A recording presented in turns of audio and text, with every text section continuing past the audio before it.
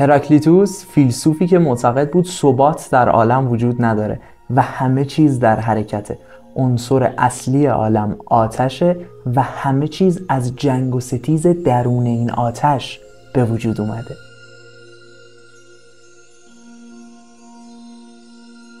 درود بیکران خدمت شما عزیزان، من علی جوانشیر هستم و در این ویدیو میخوایم به هراکلیتوس بپردازیم.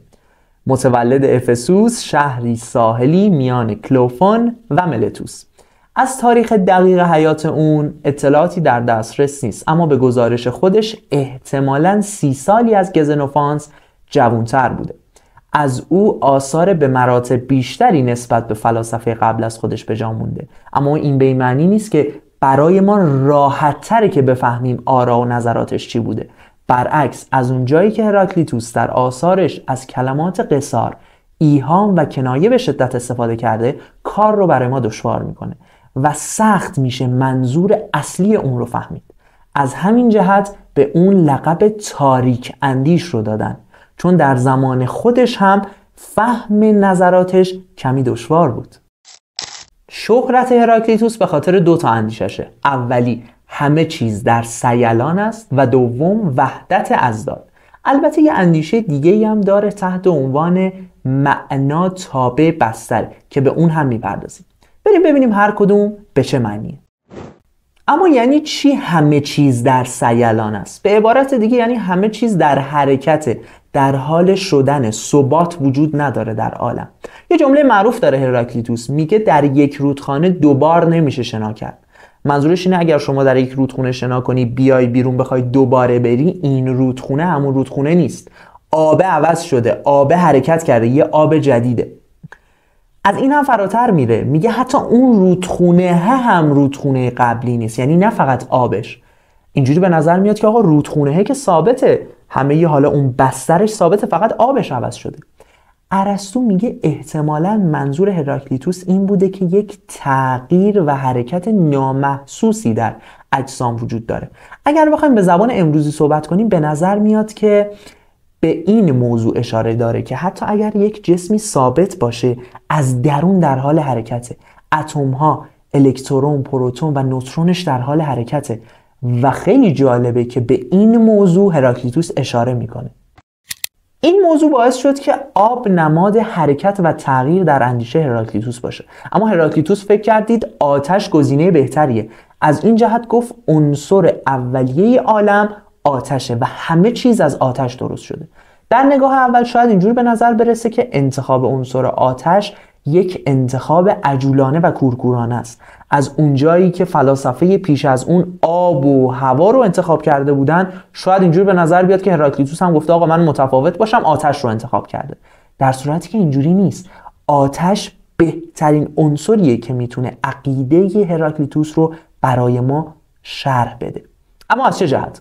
شما به آتش دقت کنید، به سوختن دقت کنید. آتش چی رو میسوزونه؟ اون چیزی که در داخل آتش سوخته میشه جنسش از آتش نیست. مثلا چوبه که داره میسوزه. هراکلیتوس میگه که آقا همه چیز در آتش میسوزه و این جنگ و ستیز باعث میشه که اشیا پدید بیاد. در واقع آتش از اشیا تغذیه میکنه، اونها رو میسوزونه و اشیای دیگر رو پدید میاره. از همین جهت جنگ و ستیز رو گریزناپذیر میدونه و حتی اون رو لازم میدونه واسه جهان. معتقد ستیز عدل است و معتقده که هومر به خطا رفته که دعا میکنه ای کاش آدمیان و خدایان از جنگ و ستیز دور باشن و جنگ و ستیز رخت ببنده از جهان. میگه اگه این اتفاق بیفته عالم نابود میشه، چون عالم از همین جنگ و ستیز به وجود اومده. حتی برخلاف آنکسیماندره. آنکسیماندر هم قبول داشت که جنگ و ستیز گریز ناپذیره، ولی از اون به عنوان اخلال در نظم طبیعت یاد میکرد و معتقد بود اگر جنگ و ستیز رخ میده، مثلا تابستان میاد تجاوز میکنه، گرما زیاد میشه، از اون ور زمستون میاد جبران میکنه و این جنگ و ستیز انقدر ادامه پیدا میکنه تا عدالت برقرار شه.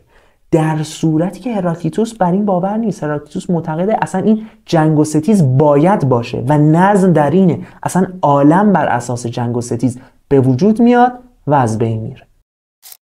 پس هراکلیتوس گفت آتش عنصر اولی است. حالا از این موضوع یه نتیجه گیری دیگه میکنه. اول، وحدت در عین کثرت و کثرت در عین وحدت. یعنی چی؟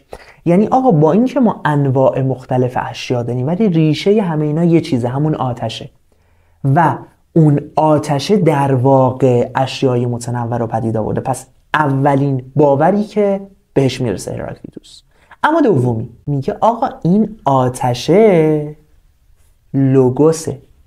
یک مفهومی هست لوگوس که در زبان عامیانه یونانیان کاربرد داشته که بعدها فلاسفه هر کدوم به معنیش اضافه کردن و این یه جوری ارتقا پیدا کرد. اما هراکلیتوس منظورش اینه که آقا این آتش یک حقیقت برتریه، یک عقلانیتیه که جهان رو اداره میکنه. لوگوس رو بیشتر به عقل ترجمه کردن و حالا اگر بخوایم جمع کنیم میانه نظرات میتونیم این نتیجه رو بگیریم که همون عقلی که جهان رو کنترل میکنه بهش میگه لوگوس. از لوگوس دو تا معنی برداشت میشه: یک، عقل انسانیان، دو، همون حقیقت برتر، همون آتشه، همون وجود برتر که عالم رو نظم میده و کنترل میکنه. یه سوالی پیش میاد: آیا لوگوس همون خداست؟ هراکلیتوس یک جواب ابهام‌آمیز میده. میگه یگانه خردمند حقیقی که خواه ناخواه اون رو زئوس مینامن. یعنی نمیگه اون خدا هست یا نیست، میگه چه بخواد چه نخواد اون رو زئوس یعنی همون خدا مینامن، چون زئوس خدای خدایان بود دیگه. جالبه بدونید مفهوم لوگوس وارد مسیحیت هم شد، اونجا که مصنف 4 انجیل عنوان میکنه در آغاز لوگوس بود، لوگوس با خدا بود، لوگوس خدا بود. هراکلیتوس معتقد بود اغلب آدم‌ها بدن و مردم رو به 3 دسته تقسیم میکنه. گروه اول کسایی مثل خودش که به لوگوس شعله‌ور نزدیکن و از گرمای اون بهره میگیرن. گروه دوم انسان‌هایی که نور لوگوس رو میبینن و اگر تعقل کنن بیدار میشن، ممکن هم هست تعقل نکنن. و گروه سوم کسایی که خوابن، از لوگوس بی بهرن و ارتباطشون با طبیعت فقط تنفس. تا اینجا متوجه منظور هراکلیتوس از حرکت دائمی تا حدودی شدیم. اما وحدت اضداد چی؟ مثال بزنم براتون.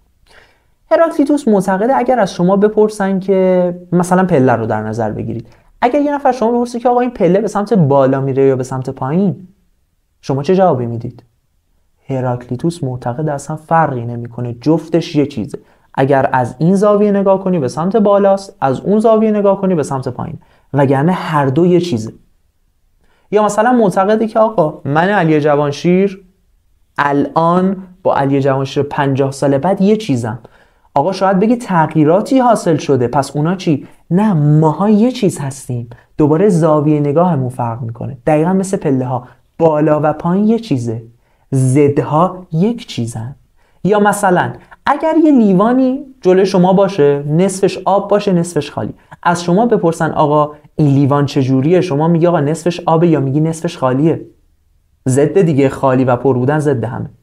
هراکلیتوس میگه اصلا فرقی نمیکنه، جفتش یه چیزه، زاویه نگاه تو فرق داره، تو میخوای نصف پرش رو بگی یا نصف خالیش رو، جفتش یه چیزه. پس وحدت اضداد هراکلیتوس که بسیار مورد تحسین هگل واقع شده و هگل معتقد اصلا اصلی ترین نظر هراکلیتوس همین و هراکلیتوس وحدت اضدادشه همینه. میگه آقا زاویه نگاه تو وگرنه ضدها یه چیزن، با همن. و اما اندیشه سوم هراکلیتوس که گفتیم معنا تابع بستره، بذارید با مثال براتون توضیح بدم. اگر از شما بپرسن که آقا شما یک چاقو رو به بدن انسان فرو کنی خوبه یا بده، شما چه جوابی میدی؟ اگر یه پزشک این کارو بکنه خوبه، میخواد شما رو عمل بکنه، مشکلتون رو حل بکنه و شما بهبود پیدا بکنید. اما اگر یه دزد این کارو بکنه چی؟ کار بدیه. یه مثال دیگه، اگر شما بپرسن که آقا آب دریا مفیده یا مضره، شما چه جوابی میدید؟ اگر برای آشامیدن انسان باشه مضره، چون آب آشامیدنی نیست. اما اگر برای ماهی باشه چی؟ نه تنها مفیده، لازم و ضروریه. آب دریا نباشه ماهی‌ها میمیرن. پس از نظر هراکلیتوس ما خوب و بد ثابت نداریم، نسبت به اون بستری که هست معنا پیدا میکنه. حتی بچه این عقیده هم ما رو دوباره برمیگردونه به همون سیلان و عدم ثبات ها. میگه آقا چیزی ثابت تحت عنوان خوب و بد وجود نداره، همه چیز در حرکته. در آخر یادآوری کنم که در کل 15,000 کلمه از هراکلیتوس مونده، اما چنان تأثیر عمیقی روی فلاسفه بعد از خودش گذاشته که شگفت‌آوره. به خاطر همین با یک جمله از هگل در تحسین هراکلیتوس کلام رو خاتمه بدیم. هگل عنوان میکنه که اگر بخواهیم تقدیر را چنان منصف بدانیم که همواره آنچه را بهترین است برای آیندگان نگاه داریم، باید لااقل بگوییم که آنچه از هراکلیتوس در دست داریم ارزش نگهداری رو داره. یعنی هگل معتقد هراکلیتوس چیزی داره که به درد آیندگان بخوره. امیدوارم که از این ویدیو لذت برده باشید. در پناه عقل و خرد باشید. خدا نگهدار.